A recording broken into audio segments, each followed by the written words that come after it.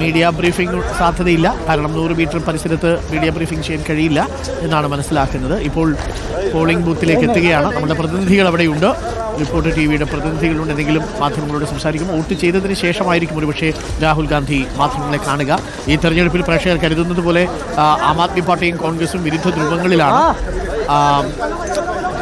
അരവിന്ദ് കെജ്രിവാൾ ഡിസോണസ്റ്റായ നേതാവാണ് രാഹുൽ ഗാന്ധി എന്ന് വിശേഷിപ്പിച്ചിരുന്നു. അതേ നാണയത്തിൽ തന്നെ രാഹുൽ ഗാന്ധി തിരിച്ചടിക്കുകയും ചെയ്തിരുന്നു എന്നുള്ളതാണ്. ഈ യമുനയിലെ വെള്ളത്തിൽ കുളിക്കുമെന്നൊക്കെ പറഞ്ഞത് എവിടെയായി എന്നാണ് തിരിച്ചു ചോദിച്ചത്. ശീഷ് മഹൽ വിവാദം ഏറ്റെടുത്തിരുന്നു കോൺഗ്രസ്. ആ അർത്ഥത്തിൽ ആം ആദ്മി പാർട്ടിക്കെതിരെ ശക്തമായ പ്രതിരോധം സ്വീകരിച്ച് അടുത്ത ആക്രമണമാണ് കോൺഗ്രസും നടത്തിയത്. ഇപ്പോൾ മനോഹരമായി അലങ്കരിച്ച ആ VIP മേഖലയിലെ നിർമ്മാൺ ഭവനിലാണ് ഇപ്പോൾ രാഹുൽ ഗാന്ധി വോട്ട് രേഖപ്പെടുത്താനായിട്ട് എത്തുന്നത്. നോബിൾ മാരിക്കാരൻ നമുക്കൊപ്പമുണ്ട്. PR സുനിലും ജോയ്സും ഉണ്ട് ദില്ലിയിൽ വിവിധ ബൂത്തുകളിൽ നിന്നായി. തത്സമയ വിവരങ്ങൾക്കായി ഇപ്പോൾ സോണിയാഗാന്ധിയും രാഹുൽ ഗാന്ധിയുമാണ് അവിടെ എത്തിയത് എന്നാണ് നമ്മൾ മനസ്സിലാക്കുന്നത്. ദൃശ്യങ്ങളിൽ സോണിയാഗാന്ധി നമ്മൾ കണ്ടില്ല. ഇപ്പോൾ നോബലുണ്ട്.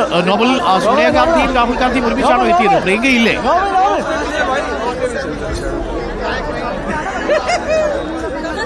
അരുൺ, നിലവിൽ രാഹുൽ ഗാന്ധി മാത്രമാണ് വോട്ട് ചെയ്യാൻ വേണ്ടി എത്തിയത്. സോണിയാഗാന്ധി ആ കൂട്ടത്തിൽ എത്തിയിട്ടില്ല. രാഹുൽ ഗാന്ധി ഇവിടെ ന്യൂദില്ലിയിലെ നിർമ്മാൺ ഭവനിലെ ഈ ബൂത്തിൽ വോട്ട് ചെയ്യാൻ വേണ്ടി ഇപ്പോൾ അകത്തേക്ക് പോയിരിക്കുന്നു. അതോടൊപ്പം തന്നെ കോൺഗ്രസിന് സ്ഥാനാർത്ഥി സന്ദീപ് ദീക്ഷിത്തും അദ്ദേഹത്തിന് ഒപ്പമുണ്ട്.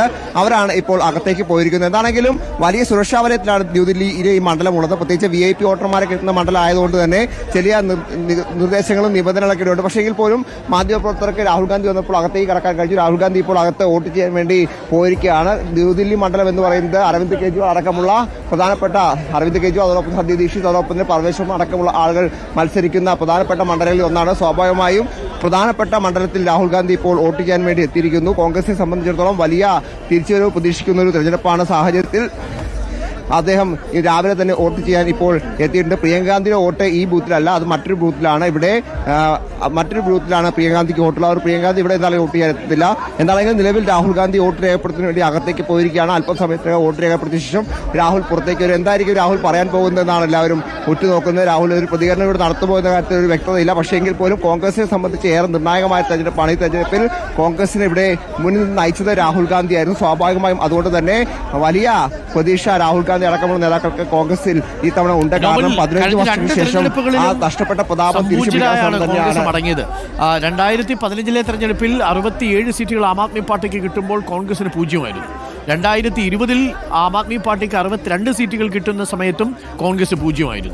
അപ്പോൾ കോൺഗ്രസ് ഏതെങ്കിലും മണ്ഡലങ്ങളെങ്കിലും പിടിക്കണം എന്നുള്ളൊരു കടുത്ത പോരാട്ടത്തിലാണെന്ന് മനസ്സിലാക്കുന്നു. അതുകൊണ്ട് തന്നെയാണ് ആം ആദ്മി പാർട്ടിയെ കടന്നാക്രമിച്ചത്. ഇന്ത്യ മുന്നണിയിൽ തങ്ങളുടെ തോളോട് തോൾ ചേർന്ന് നിൽക്കുമ്പോഴും ദില്ലിയിൽ കനത്ത പോരാട്ടമാണ് നടക്കുന്നത്. ആ അർത്ഥത്തിൽ